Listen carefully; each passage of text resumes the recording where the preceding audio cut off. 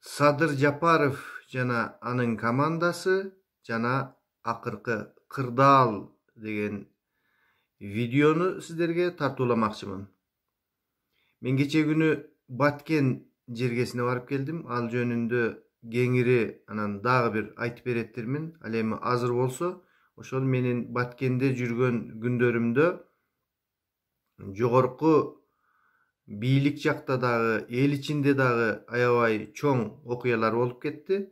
Мына ошол окуяларга, акыркы Кырдаалга жөнөкөй блогерлик көз карашымды айтып берейин деп чечтим. Анда эмесе мени менен болуңуздар достор.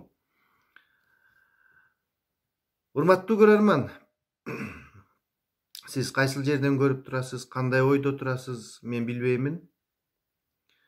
Менин билгеним, кыргыз эли көчмөн болгонбуз. Биз ойго, жасалып жаткан иштерге bir özgöçө мамиле берип, bir мамиле кылып, маани берип көнгөн элбиз. Алган эмес жаратылыштагы куулуштарга, эмне болбосун, биз башкача bir кыргызча көз жүгүртүп келген эски тарыхый тамыры бар bir ушундай элдерденбиз. Биз ушуга сыймыктанабыз. Албетте бизде да кемчиликтер көп. Жалкоолук, көрө албастык, тиги бу дегендей. 3 президентти куудук деп койсок болот. Экөө ачык эле куулду, бирөө болсо бийликтен кеткенден кийин куулду. Эмнеси жакпайт эле алардын? Жана азыркы бийлик менен окшоштук жактары кандай? Деги эле заман тынч болобу? Тынч болуш үчүн эмне кылышыбыз керек? Ушулар жөнүндө дагы айта кетмекчимин. Биз кыргыздар мындай байкап турабыз да. Акаев деле бийликти жакшы баштады. Аябай сүйүндүк. Мен эң бир акылым жетилип, студенттик активдүү күндөрүмдө ушул Акаевдин президенттик доору башталган. Мен 94-жылдары Дене тарбия институтунда окуганмын. Биз сүйүнгөнбүз, ушундай демократ адам келди, тиги бул деп. Акаевдин жакпай калган жактары кийин башталды, аялынын таасири күчөй баштады, балдарын, кыздарын депутат кыла баштады, үй бүлөлүк клан деген. Кыргыздар өтө сезимтал элбиз. Бийлик кантип башкарылып жатат, эмнелер болуп жатат, анын жакшы жагы кайсы, элге жаман жагы кайсы. Акаев ошентип балдарына, кыздарына бийликти берип, үй бүлөлүк клан кыла баштаганда жакпай калды да. Бийликтин классикалык bir өзүнүн мыйзамын өзгөртүп, буга bir өзгөчө ушундай үй бүлөлүк деген нерсени киргизди. Андан кийин Бакиевди билесиздер. Ал да башында жакшы баштады, кийин эле анан кийин менин балдарым кыйын болсо, бизнесмен болсо эмне кылайын? Ушундай экен да. Мына ошол чек арадан баштап ушундай анын минус жактары гана кыргыз элинин көзүнө көрүнө баштады. Атамбаевди деле биз эки колдоп, кош колдоп, убактылуу өкмөтүн дагы, башкасын дагы колдоп, ушундай кыйын деп баштаганбыз. Сонун сөздөрдү айткан, жакшы бир нерселерди убада кылган. Бирок ал кишинин дагы бийликтин кийинки кездери ушул коррупция кылып, шопуруна кошулуп, шопурун кошуп алып, Жээнбековди калтырып, досум деген бир өзгөчө, бул дагы бир өзгөчө нерсени киргизди да. Башында эмес, мындай кийинчерээк, башында сыйлап бир ошондой болгон. Ал эми азыркы бийликти карасак, булар болсо бир күн дагы мындай атайын бир мыйзамдын чегинде баштабагандай болуп, башында эле булар достор деген жанакы Акаев жарым бийлигинен баштап үй бүлөлүк деген нерсени баштаса, Курманбек Салиевич алда кийинчерээк баштаса, Атамбаев дагы, булар болсо башынан эле достор деп туруп баштады.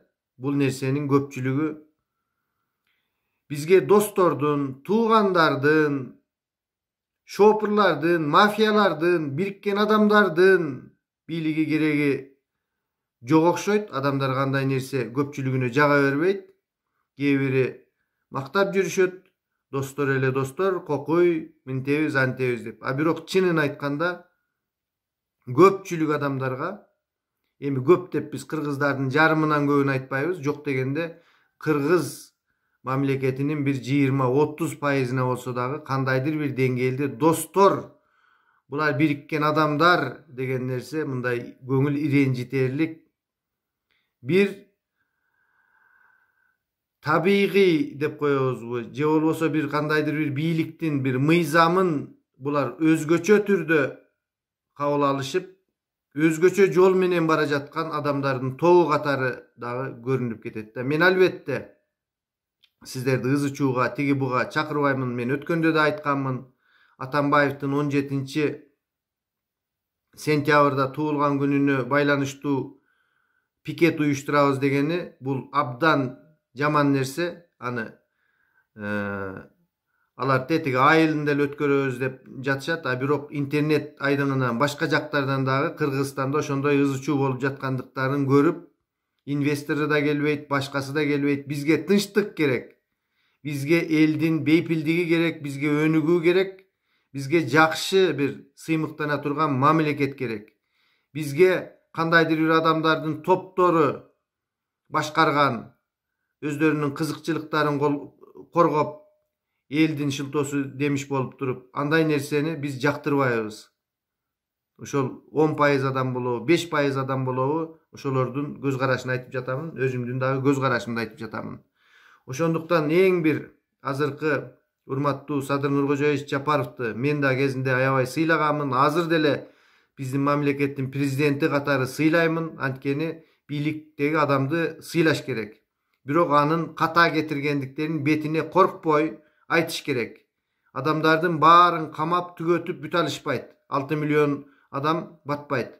Азыр жакшы болуп калыптыр. Айта кетчү нерсе, ушул бийликтегилерге, ушул достордун тобуна айрыкча. Кимдир бирөө айтып койсо эле бул мындай деп атат. Эч кандай бир мындай негизи жок, доказательствосы жок эле бир сөзгө эле камап кое турган болуп калыптыр да. Биз албетте камакка каршы эмеспиз. Биз билебиз кандай адамдар коррупционер, кандай адамдар бандит экендиктерин. Ошолорду коомчулук күтөт. Ушул коррупционерди камаса камай алабы экен, тиш өтөбү экен ушуга деп. Ушул бандитке же болбосо ушул дагы бир мыйзам бузган адамга күчү жетеби? Кыргыз эли көрүп турат бардыгын. Бийликтегилерден башкача карапайым элдин көз карашы менен адамдар көрүп турат да. Бирок тилекке каршы азыркы мына мен кечээ Баткенге барып келгичекти болуп кеткен окуялар жөнүндө айтып жатамын. Камай баштапсыңар Курсан Асановду. Мен Курсан Асановду бир кумир же болбосо бир ыйык, святой адам деп эсептебеймин. Бирок мен ал жигиттин баатырдык жана башка касиеттерин билемин. Кечээги күнкү Баткен окуясында балким Курсан Асанов бийликте турса башкача бир өңүттө бүтмөк да. Ал кишинин баатырлыгын билемин, ал кишинин патриоттуулугун билемин. Мына Кыргызстанды дагы бир төңкөрүш даярдайт экен, анан тигиндей мындай деген 5-6 адам бир ушинтип кайрылуу жасаптыр. Анысы да жакшы экен, кайрыла коет экен бирөөсү. Анан кийин бияктан жыйынтык, анан чекеден патыратып Исмаил Исаковун чакыртып, тиги Жанар Акаевин чакыртып, баардыгын чакыртып баштайт экен. Жакшы экен да. 5-6 адам мынтип кайрылды, анан кийин мынтебиз деп туруп, анан 5-6 адам дагы мындай деп койсо анда камап эртеге башкасын кылып, мында Курсан Асановду камап коюптур деп жатышат. Бул албетте чыңалууну жаратат. Андан көрө бир ынтымакка келбейлиби, укпайлыбы? Баягы биз кичинекей бир 3-4 класста окуп атканда Д'Артаньян жана 3 мушкетер деген кино болду эле. Ошондой болуп эле Жапариян жана 3 мушкетердин заманын айланып кетип атабы? Мындай нерсе бизге жакпайт. Урматтуу президенттин жанындагы адамдар, эгерде ушул Садыр Нуркожоевичтин бийлигин сактап, бизге ызы чуунун кереги жок. Биз эми өнүгүшүбүз керек. Качанга чейин биз бири-бирибизди кубалап, бири-бирибизди чукулап жүрө беребиз? Кереги жок андай ушак сөздөргө. Мында кече күнү жанакы Акыл Эшимов дегенди камап койду деп жатат. Ал дагы бир сөз акча алыптыр деп. Балким алгандыр чын эле. Жөндөн жөн шамал болбосо теректин башы кыймылдабайт. Бирок ошону колунан кармап алдыбы же башка болдубу? Atası insult eкен azыр жатат.